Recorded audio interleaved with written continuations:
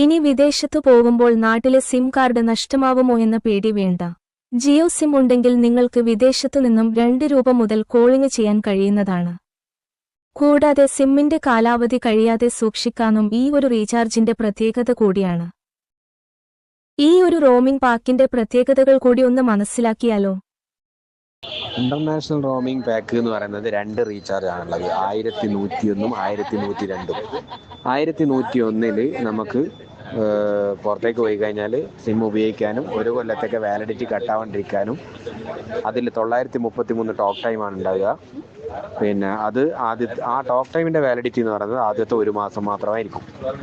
അപ്പോൾ അതിന് ശേഷം യൂസ് ചെയ്യണമെന്നുണ്ടെങ്കിൽ നമ്മൾ മെയിൻ അക്കൗണ്ട് ബാലൻസിൽ 50 രൂപയോ 100 രൂപയോ കയറ്റിയിടുക. നാട്ടിൽ ഏതെങ്കിലും കോംബോ പാക്ക് 159 രൂപയുടെ ഒന്ന് മിനിമം വരുന്നത്, 159 അല്ലെങ്കിൽ 3 മാസത്തേക്കുള്ള 400 സംതിങ് വരുന്നുണ്ട്. പിന്നെ 1 വർഷത്തേക്കുള്ളതെല്ലാം ഉണ്ട്. അപ്പോൾ അതിലേതെങ്കിലും ഒരു കോംബോ പാക്ക് 1 മാസത്തേക്കോ 2 മാസത്തേക്കോ കോംബോ പാക്ക് ചെയ്ത് കഴിഞ്ഞാൽ പിന്നെ നമുക്ക് തുടർന്നും വിളിക്കാനൊക്കെ പറ്റും. ഇൻകമിങ് ഔട്ട് ഗോയിങ് വിളിക്കാനൊക്കെ പറ്റും. പിന്നെ വിളിക്കുകയും ഉപയോഗിക്കുകയൊന്നും വേണ്ടെങ്കിൽ വെറും 1101 തന്നെ ചെയ്തിട്ട് പോയാൽ 1 വർഷത്തേക്ക് സിമ്മ് കട്ടാവാണ്ടും ഇരിക്കും. പിന്നെ വേറെ റീചാർജ് ഒന്നും ചെയ്യേണ്ട ആവശ്യമില്ല. പിന്നെ ഈ 1102 പ്രത്യേകത എന്ന് പറയുന്നത്, ഇത് ഞാനിപ്പോൾ പറഞ്ഞായിട്ട് ഒരേ ഒരു വ്യത്യാസം മാത്രം, അവിടെ പോയി കഴിഞ്ഞാൽ നമുക്ക് വൈഫൈ കോളിംഗ് കൂടി ചെയ്യാൻ പറ്റും. 1101 വൈഫൈ കോളിംഗ് ഫെസിലിറ്റി ഇല്ല. 1102 വൈഫൈ കോളിംഗ് ഫെസിലിറ്റി ഉണ്ട്. അപ്പോൾ ഏതാണോ ആവശ്യം എന്നുള്ളതിനനുസരിച്ച് ഈ 2 ഏത് റീചാർജ് വേണമെന്ന് വെച്ചാൽ ചെയ്യുക.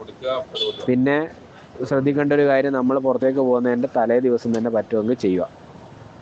കാരണം എയർപോർട്ടിൽ എത്തുന്നതിൻ്റെ 6 മണിക്കൂർ മുമ്പേ എങ്കിലും ഈ റീചാർജ് ചെയ്തിരിക്കണം എന്നാണ് ഏറ്റവും നല്ല, തലേന്ന് ചെയ്യുക എന്നുള്ള.